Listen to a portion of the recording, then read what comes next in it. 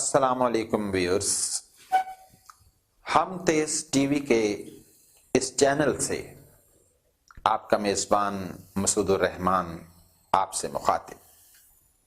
हम हाजिर हुए हैं एक ऐसे प्रोग्राम के साथ जो जिंदगी से भरपूर होगा।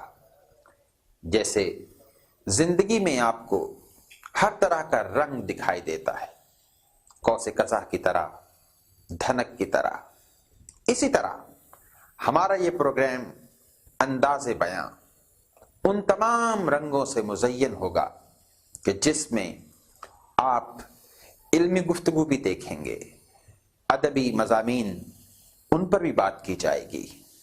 इसमें वो तमाम मिज़ाहिया चीज़ें भी हम लाएंगे कि जिनसे हमारे चेहरों पे रंग बिखरते हैं।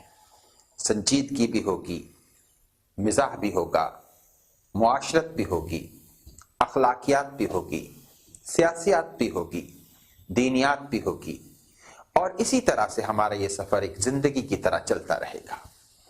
हमारी कोशिश होगी कि इन तमाम मौज़ूआत पर गुफ्तगू करते हुए हम सिर्फ़ और सिर्फ मोहब्बत का पैगाम आप तक पहुँचाएँ। हमारा मकसद किसी के दिल आज़ारी नहीं है, हमारा मकसद किसी तआस्सुब का इजहार नहीं है, हमारा मकसद किसी नफ़रत को बढ़ावा देना नहीं है। हमारा मकसद आपके साथ हंसना है, आप पर हंसना नहीं है।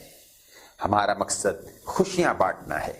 हमारा मकसद इस पाकिस्तान में जहाँ ज़िंदगी पहले ही बहुत से मसाइल का शिकार है, हम चाहते हैं हमारा ये प्रोग्राम एक खुशी की तरह आपके लबों पर आए और आप चंद लम्हों के लिए खुश हों और महसूस करें उस शेर की तरह कि तेरे पास आके मेरा वक्त गुजर जाता है, दो घड़ी के लिए गम जाने किधर जाता है। आज इसी अंदाज़े बयां प्रोग्राम का पहला प्रोग्राम हम आपके साथ यहाँ पर लिए हाजिर हैं और इसमें हम आज गुफ्तगू कर रहे हैं एक बहुत ही खूबसूरत टॉपिक पर। वो ऐसा टॉपिक है जिसको 3 से 4 नस्लों तक अभी भी महसूस कर रही हैं। वो टॉपिक एक ऐसी शख्सियत के बारे है कि जो अपने अंदर एक क्रिस्मेटिक पर्सनैलिटी रखता था। एक उसका सहर, उसका जादू आज भी दिलों पर राज करता है। मेरी मुराद है पाकिस्तानी फिल्म इंडस्ट्री के नामवर अदाकार वहीद मुराद से। वो वहीद मुराद जिसको लोग चॉकलेट हीरो के नाम से जानते हैं। वहीद मुराद 2 अक्टूबर 1938 को पैदा हुए। इब्तदाई तालीम उन्होंने अपने शहर से हासिल की। निसार मुराद उनके वालिद थे जो उस वक्त फिल्म इंडस्ट्री में एक अजीम और बेहतरीन प्रोड्यूसर का काम करते थे। उनका नाम एक वकार और इज्जत के साथ लिया जाता था। उनके घर में तहजीब, अदब, मैनर्स ये सब मौजूद थे। वहीद मुराद की शख्सियत में ये तमाम चीज़ें उन्हें विरासत से मिली और फिर उन्होंने कराची यूनिवर्सिटी से एमए इंग्लिश किया। उस जमाने में एमए इंग्लिश करना आप खुद सोच सकते हैं कि वो किस लेवल का इंसान होगा कि दुनिया में धूम मच गई, क्योंकि एमए इंग्लिश खाल खाल लोग किया करते थे। और फिर अपने बाप ही के कारोबार में आकर उन्होंने फिल्म प्रोड्यूस करना शुरू कर दी। जब फिल्में प्रोड्यूस की तो उसमें उन्होंने मुख्तलिफ मामलात में मुख्तलिफ अदाकारों के साथ उनका इंटरेक्शन हुआ और इसी तरह बाज़-औक़ात ऐसा भी होता कि फिल्म बनाने के हवाले से कुछ अदाकारों का इंतज़ार करना पड़ता। उस ज़माने में मशहूर अदाकार दर्पण, संतोष, सुधीर वगैरह ये लोग हुआ करते थे और उस वक्त टाइमिंग का भी इशू हो जाता था। बाज़-औक़ात वहीद मुराद को इंतज़ार करना पड़ता कि ये लोग आएं और वो फिल्म की शूटिंग को मुकम्मल कर सके। इसी दौरान ज़ेबा ने वहीद मुराद से कहा कि तुम खुद क्यों नहीं हीरो आते, क्यों तुम इंतजार करते हो, तुम खुद में तमाम हीरो की खुसूसियात मौजूद हैं। वहीद मुराद ने कुछ हेजिटेशन का मुजाहरा किया, लेकिन वो एक फितरी अदाकार था और फिर उसने ज़ेबा के साथ हीरा पत्थर जैसी फिल्म दी। हीरा पत्थर की फिल्म ने लोगों के दिलों में एक अजीब हलचल पैदा कर दी, क्योंकि वहीद मुराद نے جب فلم میں قدم رکھا اس وقت تک درپن، سنتوش اور سدھیر جیسے ایسے اداکار تھے جو بے شک بہت مزے ہوئے تھے، لیکن وہ اب لڑک پن سے نکل کر کچھ بڑے بڑے دکھائی دیتے تھے۔ آدمی آدمی سے لگتے تھے، لڑکے نہیں لگتے تھے، جبکہ وحید مراد ایک لڑکے کے روپ میں سامنے آیا۔ وحید مراد کی ہیرا پتھر میں ایک اور جو ہیرو کرزمیٹک ایلیمنٹ ہے وہ ٹوٹا کہ اس میں وہ ایک گدھا گاڑی چلانے والا ہیرو بنا، ایک گدھا گاڑی چلانے والا خوبرو نوجوان جس نے اس فلم میں اداکاری سے اپنے آپ کو منوایا۔ اور پھر جب یہ وحید مراد کی جوڑی اپنے زیبا کے ساتھ 4 اور لوگوں کے ساتھ ملی تو ایک طوفان آ گیا۔ سہیل رانا میوزک میں، پرویز ملک ہدایت کاری میں، مسرور انور نغمات میں اور وحید مراد اداکاری میں، ان چاروں کی جوڑی نے پھر ارمان جیسی فلم دی جس کا گیت اکیلے نہ جانا ہمیں چھوڑ کر تم، ایک لاجواب گیت جو اپنے آپ کو اتنا خوبصورتی سے بھرپور کیے ہوئے ہے کہ آج بھی جب آپ اس کو سنتے ہیں تو لگتا ہے آپ کسی اور دنیا میں چلے گئے ہیں۔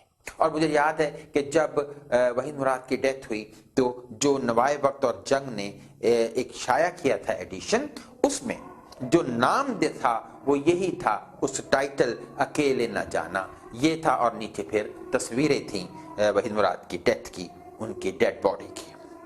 اس کے بعد ہوا یوں کہ ارمان سے پھر سلسلہ چلتا چلا گیا، احسان، دو راہا، کنیز، سہیلی اور بے شمار جو فلمیں ہیں وہ بہترین انداز میں، دیور بھابھی، انجمن، یہ ایسی فلمیں تھیں جنہوں نے وحید مراد کو بام عروج پر پہنچا دیا۔ فیملیز کی فیملیز ان کی فلمیں دیکھنے جایا کرتی تھی۔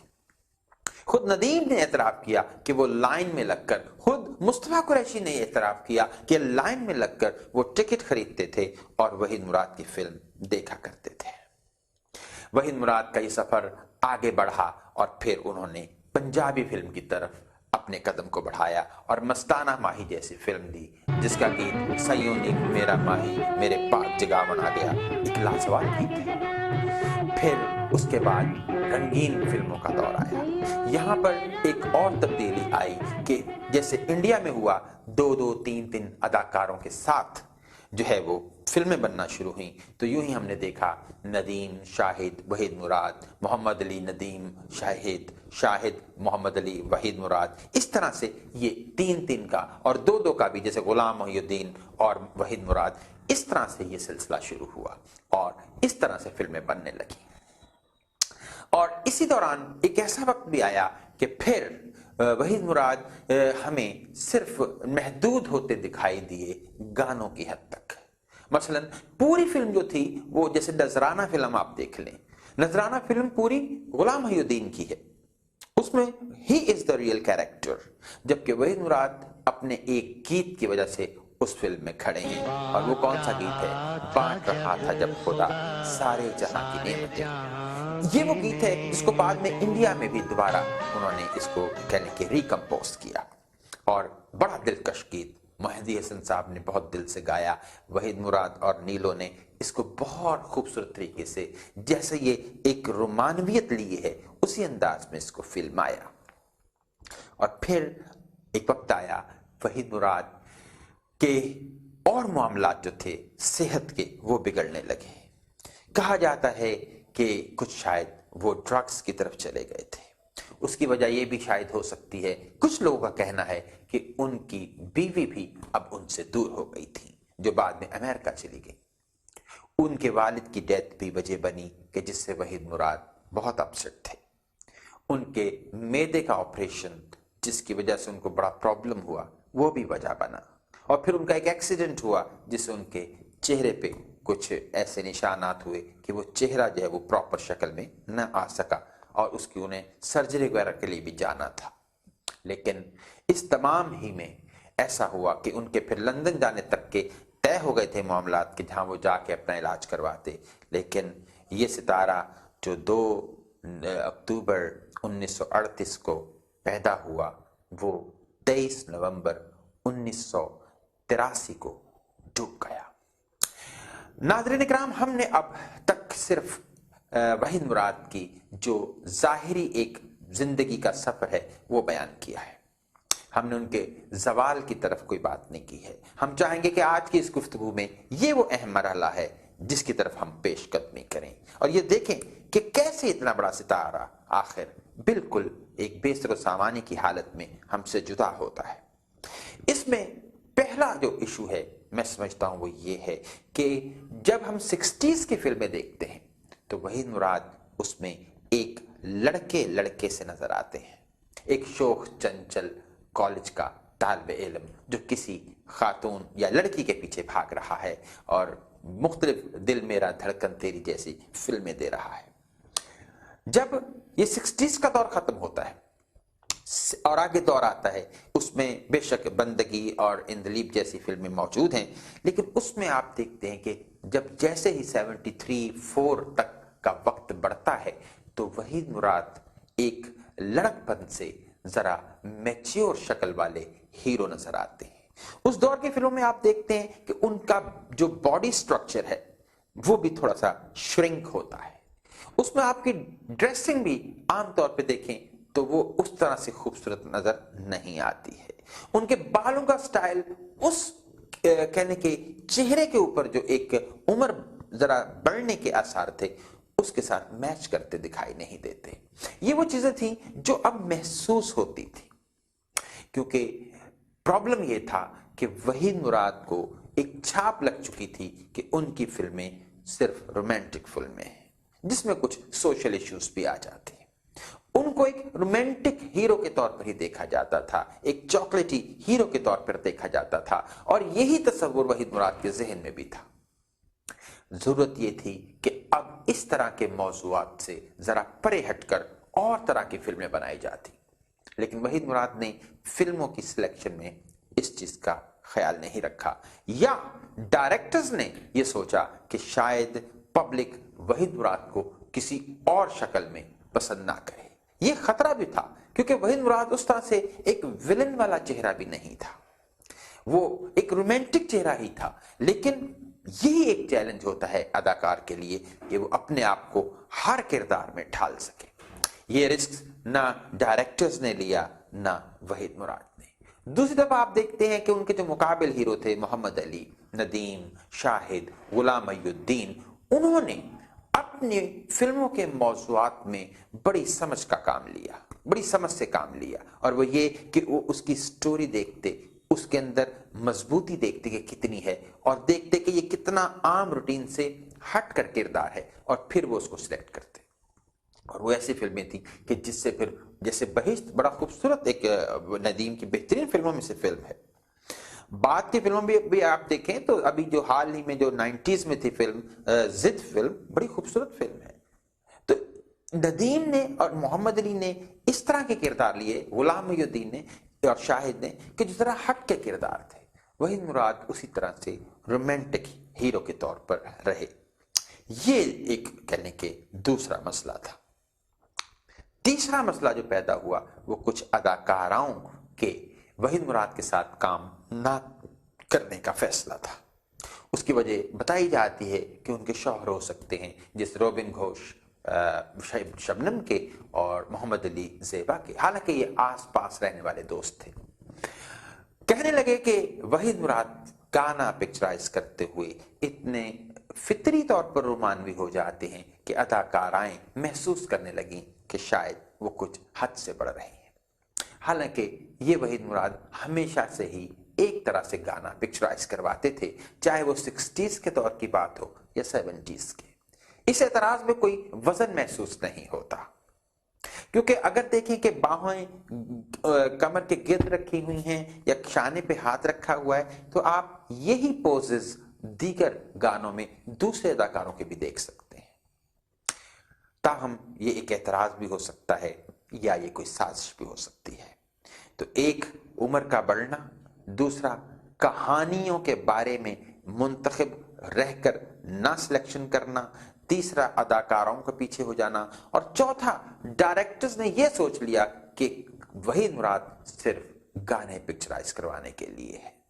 यही वजह हुई कि आप देखते हैं اپنے ہوئے پرائے ایک ویسے مختلف فلم ہے. اس میں آپ دیکھتے ہیں کہ کیا کہانی بڑی خوبصورت ہے. وحید مراد نے اس میں ایک بالکل ملازم کا کردار ادا کیا اور بہت شاندار کردار ادا کیا اور ثابت کیا کہ وہ ایک کریکٹر ہے اور ایک پورا اداکار ہے.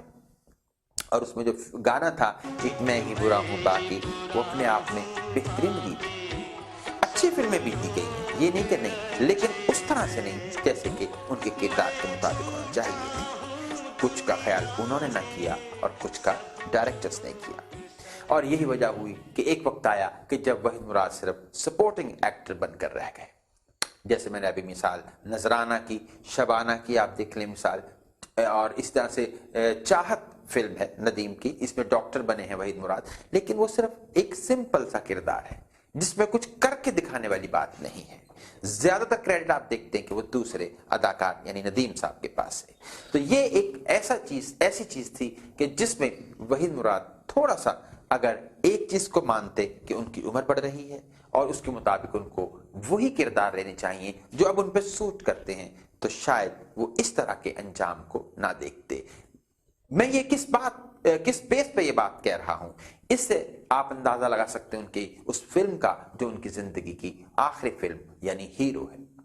اس ہیرو فلم کو آپ دیکھیں تو اس میں وہ وحید مراد نہیں ہے جو ہمیں ارمان میں نظر آتا ہے، جو احسان میں نظر آتا ہے، جو انجمن میں نظر آتا ہے، جو دیور بھابھی میں نظر آتا ہے. وہاں پہ ایک بڑی سی عمر کا ایک ایسا نوجوان لگتا ہے جو کوشش کر رہا ہے کہ وہ ایک لڑکپن میں ہے. وہاں پر بھی وہ اس طرح سے سوٹ نہیں کر سکا. اس کا مطلب ذہنی طور پہ وحید مراد نے تسلیم نہیں کیا تھا کہ وہ اب بڑھاپے کی طرف جا رہا ہے یا اس کی عمر بڑھ رہی ہے.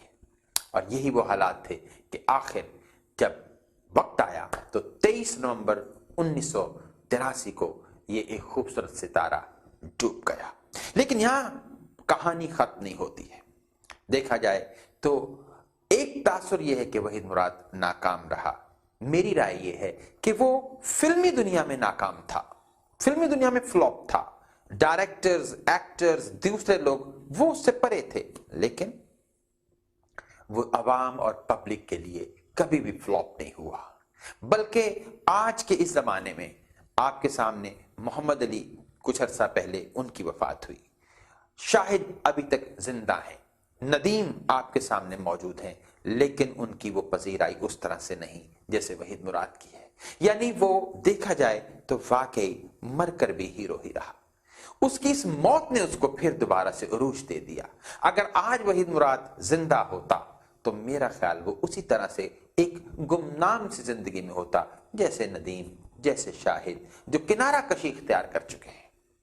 اور شاید یہ ایک ایسی چیز ہوتی کہ ہم آج وحید مراد کا ذکر ایسے نہ کر رہے ہوتے. تو اس کی موت نے، وہ بھی ایک ڈرامیٹک موت ہوئی اور اس نے اس کو پھر عروج دے دیا. بلکہ آج دیکھیں تو اگر وحید مراد نہیں رہا تو اس کے بعد پھر فلم انڈسٹری بھی نہیں رہی. جو اس کے بعد فلمیں شروع ہوئی سلطان راہی صاحب کی شکل میں، مولا جٹ وغیرہ، اس سے لے کر شان کے زمانے تک کی فلمیں جو مختلف ناموں سے ہیں، دیکھا جائے تو وہ ایک ہی فلم ہے جو مسلسل 20 سال چلتی رہی ہے. وہی گنڈاسا، وہی لاچا، وہی بدماشی کا انداز، وہی کہہ لیں کہ ایک پنجابی کے ڈائلاگ کا سلسلہ. تو گویا پاکستانی عوام سلطان راہی سے لے کر شان تک جتنے بھی یہ 25 سال بنتے ہیں، ان میں ایک ہی فلم کو مختلف ناموں سے دیکھتی رہی. گویا اصل فلم وحید مراد پر ختم ہو گئی تھی اور اس کے بعد ایک ہی پنجابی فلم ہے جو لوگ 25 سال مختلف ناموں سے دیکھتے رہے. اس میں سید نور صاحب کا ایک تھوڑا سا کیریکٹر موجود ہے 90s میں آ کر، کہ انہوں نے چند خوبصورت فلمیں جیسے گھونگھٹ ہے، دوپٹہ جلتا رہا ہے، اس طرح سے انہوں نے فلمیں دی اور لوگوں نے دیکھا بھی. لیکن یہ سلسلہ بھی آگے نہ بڑھ سکا اور ایک وقت آیا کہ آج پاکستانی جو سینما تھے، جو کبھی ایک شہر میں بے شمار سینما تھے، آج وہ سارے ختم ہو کے کوئی پیٹرول پمپ بن چکا ہے، کہیں میرج ہال بن چکا ہے. تو وحید مراد نے دیکھا جائے تو انتقام یوں لیا ہے کہ جب وہ اس دنیا سے گیا تو اپنے ساتھ پاکستانی انڈسٹری بھی لے گیا. یہ ایک ایسی حقیقت ہے جو بظاہر ہمیں آج اسی طرح سے دکھائی دے رہی ہے. اب پاکستان میں شاید ہی کوئی دوبارہ وحید مراد آئے. وحید مراد بے شک ایک عظیم اداکار، جس کو نہ صرف پاکستان میں بلکہ بیرون ملک بھی کاپی کیا گیا۔ آخر میں صرف ایک بات کہ کبھی ایک مائنڈ یور لینگویج کے نام سے پروگرام آتا تھا، ہم بچپن میں دیکھا کرتے تھے ٹی وی پر، اس کی سیریل نکالیے، اس میں ایک کردار نام لیتا ہے وحید مراد کا۔ وہ امریکن ڈراما تھا یا کہنے کہ سیریل تھی، لیکن ان کو بھی اگر کوئی نام یاد تھا تو وہ وحید مراد کا تھا۔ میں اپنی پسند اور ناپسند کے بارے میں کیا بات کروں کہ yes I am much impressed by Waheed Murad. مجھے وہ آج بھی اچھا لگتا ہے، اس کے گیت سنوں مجھے اس کا لڑک پن، اس کا شوخ پن، اس کا اچھلنا کودنا سب اچھا لگتا ہے۔ اللہ تعالیٰ اس کو غریق رحمت فرمائے۔ شکریہ۔